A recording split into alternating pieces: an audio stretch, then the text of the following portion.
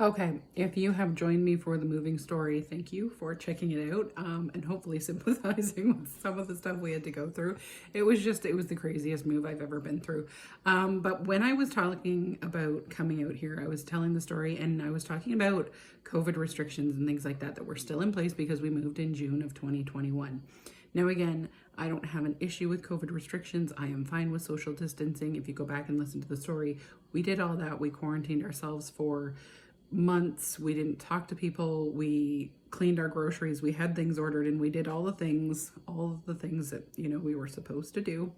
And we wore masks when we were coming out here and we were in gas stations or restaurants or anything like that that we had to be in.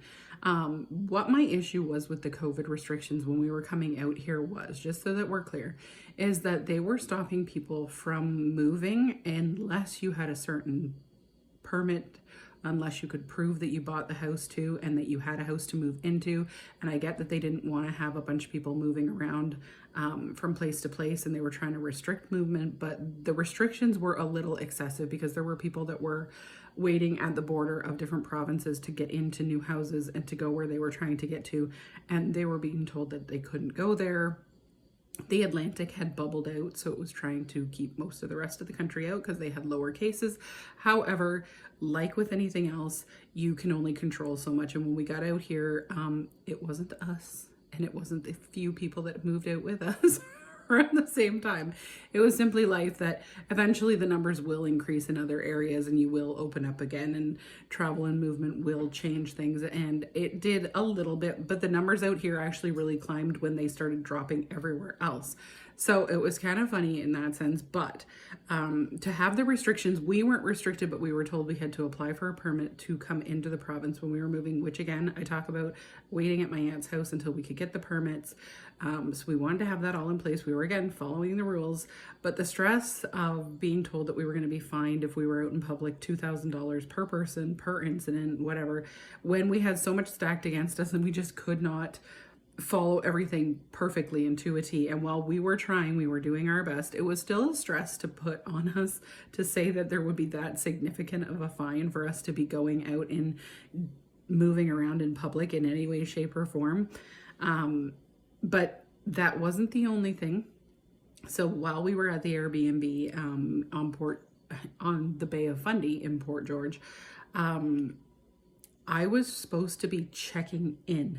So not only did we apply for a permit, but we were supposed to check in while we were doing our quarantining, which was fine. Again, I had no problem with this. What I had the problem with was I was being told that I was going to have a significant fine put against me. I was being told all these horrible things were going to happen to us if I didn't do these things.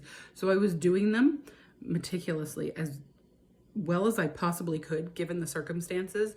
And I was trying to contact people out here to check in with the information they had given me, and the phone number was not in service.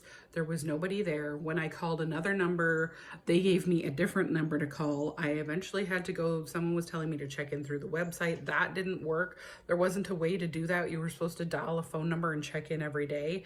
We didn't know if they were going to be sending people around to our house because when we applied for the permit to move in, we'd given them our address, so we didn't know if they were going to come to our address and look for us and not find us there because we were supposed to be quarantining there, and we couldn't get in touch with anyone to tell them that we couldn't quarantine there because the house was flooded and we were now in Port George. We couldn't do anything. We couldn't get a hold of anyone. We couldn't do what they were kind of demanding that we do, and really stressing us out about it. Because when I did talk to people, they'd be like, well, you have to do this, you have to do that, you have to contact this person, you have to check in, you have to, but there was no way to do those things, which was the most absolute frustrating thing, because not only was I dealing with that, if that was the only thing I was dealing with, that would have been great, but I was dealing with trying to find someone to get the house restored, trying to contact Paul Davis, trying to get the insurance sorted out. That was like way bigger of a nightmare for me at the moment than the COVID thing, because we already knew we were doing what we could for it. We were ready to give them the address we were at. We were ready to make arrangements and do what we could in that sense. But to not be able to get in touch with anyone, to have the phone numbers and things not even in service, you are requiring people to check in. You are demanding that they do certain things, or you are threatening, essentially, we felt threatened. You are threatening to have certain consequences brought against them and then making it utterly impossible for the people trying trying to do so to do what you're asking them. So that was my big thing with the COVID thing. Not only was I kind of mad with the restrictions for moving, because it's not like hundreds of thousands of people were moving at a time out here. There were people moving out. Yes, there was a big shift. People were coming out east. Finally, Nova Scotia tipped over the 1 million people population number. If you know anything, Nova Scotia's been populated since, well, you know, settled, I should say, since like 1700s. And for them to not have 1 million people in the province, that is where people land when they came across the ocean on the boats, just seemed kind of funny to me, because you would think this would be where most people would stay and then they would sort of spread across the country way back when. But all that aside, people were moving out. Yes, they were not all moving on the same day, in the same week. They were moving over the course of many months to a year in some. So, and they were of course all moving to different places. So yeah, a lot of people were coming into certain places, but a lot of people were quarantining. They were doing what they were supposed to do.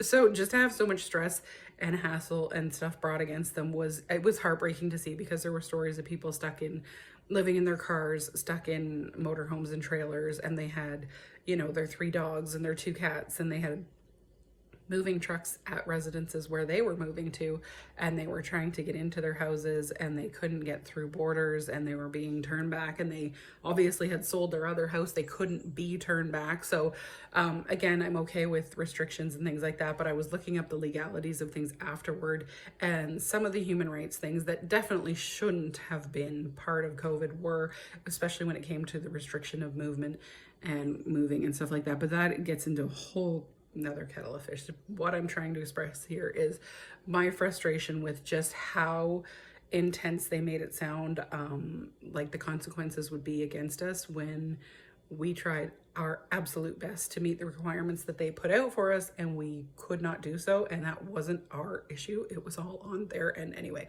So if you're going to demand that someone do something, and you're going to require that they have certain restrictions that they have to follow, and you want them to do something, or you're going to, again, have a consequence where they're fined significant amounts of money, then you should have a phone number that's working where they can contact you. You should have someone available who can answer questions. There was no one to answer questions. I got no one. Eventually I gave up. We continued quarantining and did, you know, the right thing and what we were supposed to do ourselves anyways. But the fact of the matter is we had to do that regardless, and we would have. And that's not to say everyone would have, but it was just the amount of stress that was piled on top of us, and how horrible we were made to feel, and how much they made it sound like we were going to be doing horrible things to everyone out here if we weren't doing those things. And yeah, it was just almost the straw that broke the camel's back, because I had so much going on, and I was trying my absolute best to do everything right, to do what I was supposed to be doing on top of all of the other things. And that was the thing that really made me mad when it came to the COVID stuff with the move. So that I wanted to just clarify, because I know there are people that didn't think that it was me having an issue with the restrictions, or me having some problem with what was required. That was not it. We were following it. It was that we were being told we would have horrible, significant consequences financially, and we were being made to feel guilty for nothing, because we were doing what we were supposed to do, and we weren't given any tools or resources to actually do what they wanted us to do. So that is the end of what I wanted to touch on with the COVID thing. I won't get into any more about it. Thankfully, that's all long done with. But again, if you checked out the story and you're still around, thanks for hanging out.